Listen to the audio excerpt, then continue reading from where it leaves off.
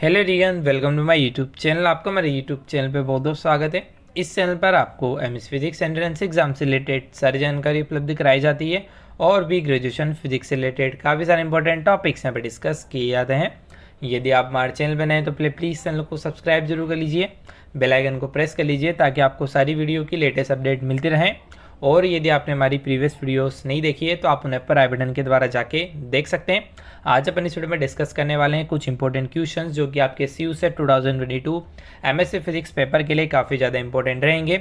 इन questions के अंदर मैंने प्रीवियस ईयर पेपर के क्वेश्चन और कुछ इंपॉर्टेंट क्वेश्चंस सभी को इसमें इंक्लूड किया है। सो वीडियो आपके लिए काफ़ी ज़्यादा इंपॉर्टेंट रहेगी, इसलिए वीडियो को लास्ट तक जरूर देखिएगा और वीडियो पसंद है तो प्लीज़ वीडियो को लाइक जरूर कीजिएगा। तो जैसा कि आप सभी को याद है, यूजी के लिए यहाँ पे CUT एग्जाम कंडक्ट कराया जा रहा है और उसके एप्लीकेशन फॉर्म भरने की जो लास्ट डेट है वो 22 मई 2022 रहेगी। उसके बाद आपको हो सकता है कि पीजी के लिए यहाँ पे कोई नोटिफिकेशन देखने को मिल जाए। फिलहाल अभी कोई अपडेट नहीं है पीजी के लिए कब यहाँ पे नोटिफिकेशन जारी किया जाएगा। तो जैसे पीजी प्रोग्राम्स के लिए यहाँ पे CU सेट का नोटिफिकेशन जारी होगा आपको हमारे चैनल पे अपडेट कर दिया जाएगा। फिलहाल ये क्लियर नहीं है कि CU सेट कंडक्ट कराया जाएगा या फिर CUT कंडक्ट कराया जाएगा, लेकिन जो भी अपडेट होंगे आपको हमारे चैनल पर सब शेयर कर दिए जाएंगे टाइम से। इसलिए चैनल को सब्सक्राइब जरूर कर लीजिएगा ताकि आप तक नोटिफिकेशन पहुँच जाए। आइए वीडियो को शुरू करते हैं। तो पहला न्यूमेरिकल जो हमें दे रखा है वो दे रखा है apparent length of a meter rod moving parallel to its length with velocity 0.6 c will be। अपन को इसकी apparent length फाइंड आउट करनी है जो कि मीटर रोड 0.6 c वेलोसिटी के साथ यहाँ पे मूव कर रही है।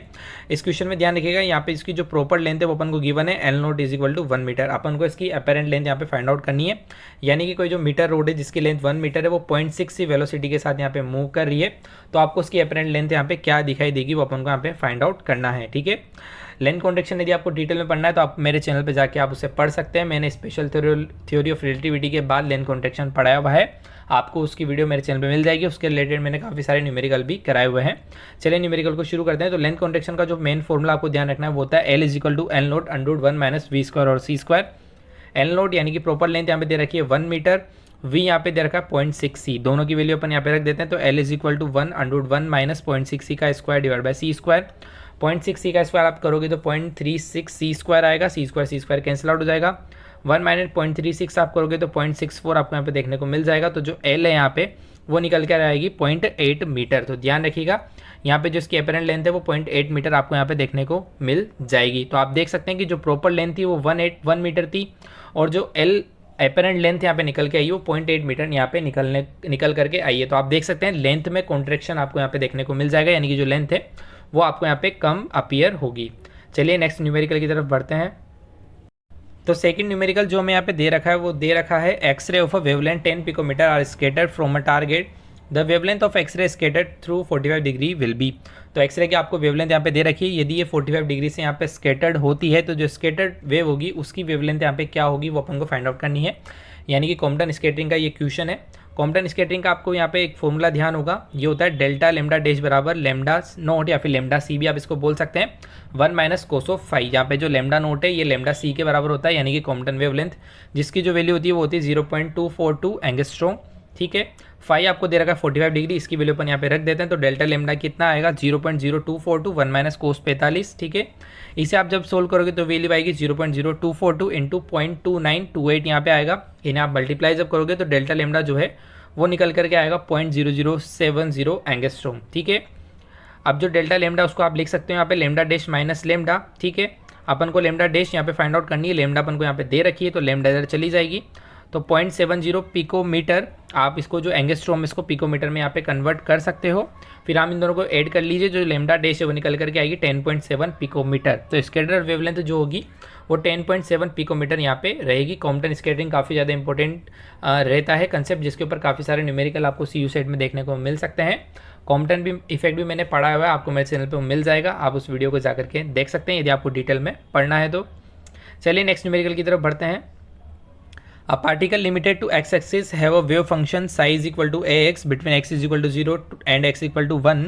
Psi is equal to 0 elsewhere. The expectation value of x of the particle position. तो अपन को यहाँ पे जो इसकी expectation value है पोजीशन की वो अपन को यहाँ पे फाइंड आउट करनी है।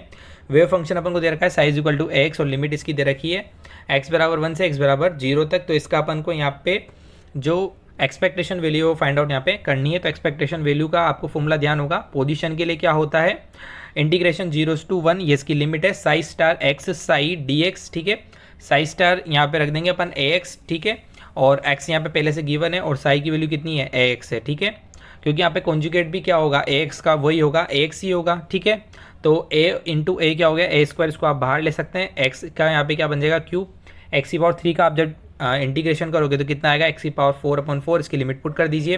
तो यहाँ पे जिसके एक्सपेक्टेशन वैल्यू कितनी निकल के आ गई A²/4 यहाँ पे निकल करके आ जाती है, ठीक है। इसी प्रकार यहाँ पे एक्सपेक्टेशन वैल्यू मोमेंटम के लिए भी आ सकती है और टाइम के लिए यहाँ पे भी आ सकती है, ठीक है। चलिए, तो पोजीशन के लिए आपको फॉर्मूला जो यहाँ पे ध्यान रखना है ध्यान रखिएगा, इंटीग्रेशन होता है यहाँ पे साई⁴x साई dx, ठीक है, ये पोजीशन के लिए है। चलिए नेक्स्ट न्यूमेरिकल की तरफ बढ़ते हैं। यहाँ पे डायरेक्टली फॉर्मूला पूछ लिया है, nuclear magnetron μn is given by, तो न्यूक्लियर मैग्नेट्रॉन का जो फॉर्मूला होता है वो होता है μn इजिकल टू EH×2mp, जहाँ पे mp है मास ऑफ प्रोटॉन। तो ये न्यूक्लियर मैग्नेट्रॉन का फॉर्मूला जरूर यहाँ पे डायरेक्ट ध्यान रखिएगा। चलिए नेक्स्ट न्यूमेरिकल की तरफ बढ़ते हैं। The areal velocity of the planet in a central force field, तो एरियल वेलोसिटी जो होती है सेंट्रल फोर्स फील्ड की प्रेजेंस में वो यहाँ पे कंजर्व्ड रहती है, इसे आप डायरेक्ट यहाँ पे ध्यान रख लीजिएगा। चलिए नेक्स्ट न्यूमेरिकल की तरफ बढ़ते हैं। तो क्वेश्चन नंबर 6 जो मैं यहाँ पे दे रखा है, 4 vectors a is equal to j cap plus k cap, b vector is equal to 2i cap plus 3j cap minus 5k cap and c vector is equal to j cap minus k cap. अपन को इसका vector product यहाँ पे find out करना है, यानी कि a cross b cross c, ठीक है। तो वेक्टर प्रोडक्ट फाइंड करने के लिए पहले अपन b क्रॉस c यहाँ पे निकाल लेंगे, यानी कि b और c में आप क्रॉस प्रोडक्ट यहाँ पे जब करोगे तो क्रॉस प्रोडक्ट के लिए फॉर्मूला क्या होता है आई कैप जे कैप के कैप, और उन सभी के कोफिशिएंट्स आपको यहाँ पे पुट कर देने हैं, ठीक है। फिर आपको सिंपली मैट्रिक्स को यहाँ पे सोल्व कर लेना है। तो जो b क्रॉस c यहाँ पे निकल करके आएगा वो आएगा 2i कैप 2j कैप और 2k कैप। अब आप इसको जो क्रॉस लोगे वो a के साथ लोगे, ठीक है। तो a cross b cross c की जो वैल्यू है वो निकल करके आएगी 2j cap minus k cap यहाँ पे निकल करके आएगी, ठीक है। अभी यहाँ पे डायरेक्शन भी पूछ रहा है, ठीक है।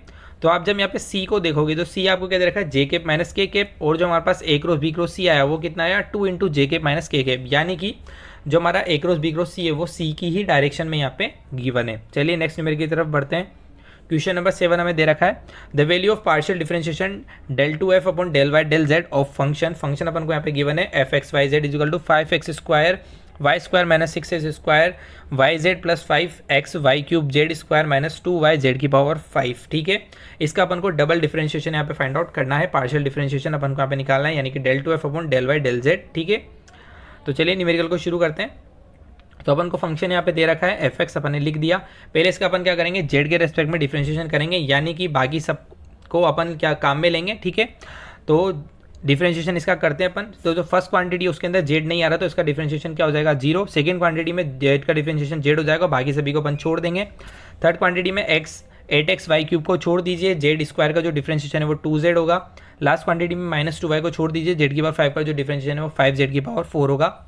अब अपन क्या करेंगे del f by del z अपन यहाँ पे लिख लिया। अब अपन क्या करेंगे इसका y के रेस्पेक्ट डिफरेंशिएशन यहाँ पे करेंगे, ठीक है।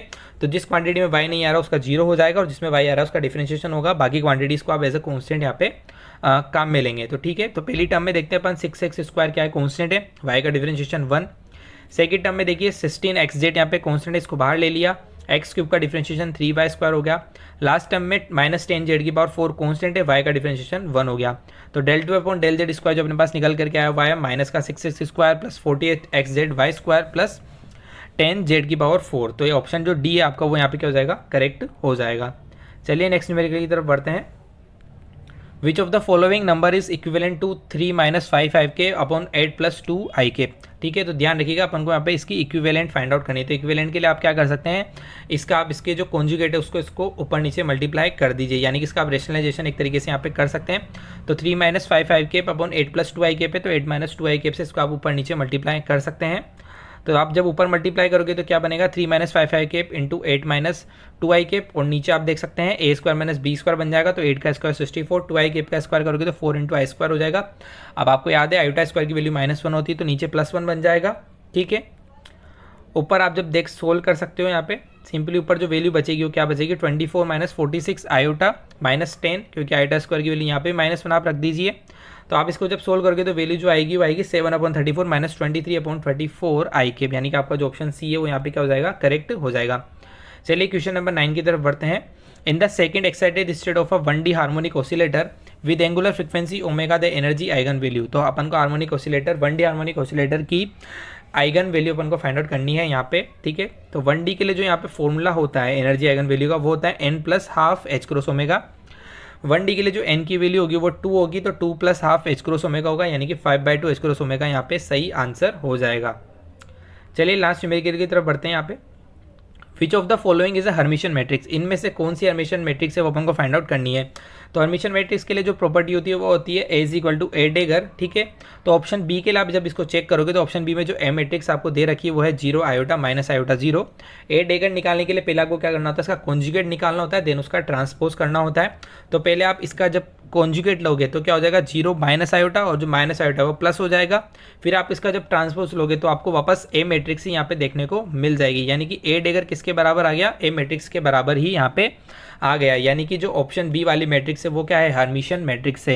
आई होप आपको ये क्वेश्चंस अच्छे लगे होंगे। नेक्स्ट वीडियो के अंदर अपन और ज़्यादा क्वेश्चंस यहाँ पे करेंगे। यदि वीडियो पसंद आई तो प्लीज़ वीडियो को लाइक जरूर कीजिए, ज़्यादा शेयर कीजिए। Thanks for watching, please like से सब्सक्राइब माई यूट्यूब चैनल।